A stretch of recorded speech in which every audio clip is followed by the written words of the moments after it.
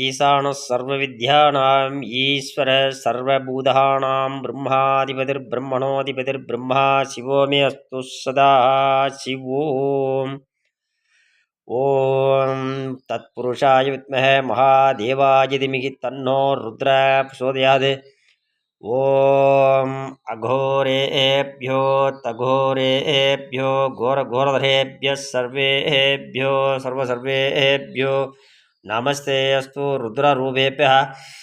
ॐ वामदेवाय नमो ज्येष्ठाय नमो श्रेष्ठाय नमो रुद्राय नमः कालाय नमः कालविकरणाय नमो बलविकरणाय नमो बलाय नमो बलप्रमदनाय नमो सर्वभूतदमनाय नमो मनोन्मनाय नमः।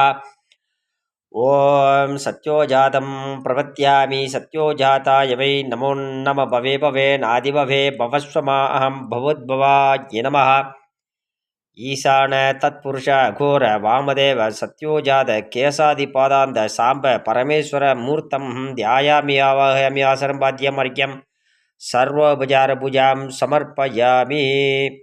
ॐ लं पृथिव्यात्मने गन्धं समर्पयामि हम आकाशात्मने पुष्पै पूजयामि यं वायुवात्मने धूपम् आक्रापयामि रम अग्न्यात्मने दीपं दर्शयामि वम अमृतात्मने अमृतं महानैवेद्यं निवेदयामि सर्वात्मने सर्वोपचारपूजां समर्पयामि।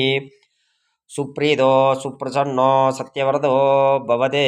ॐ राजाधिराजाय प्रजह्य साहिने नमो वयं वैः श्रवणाय कुर्महे समे कामान् कामकामाय मह्यं कामेश्वरो वै श्रवणो दधातु कुबेराय वै श्रवणाय महाराजाय नमः।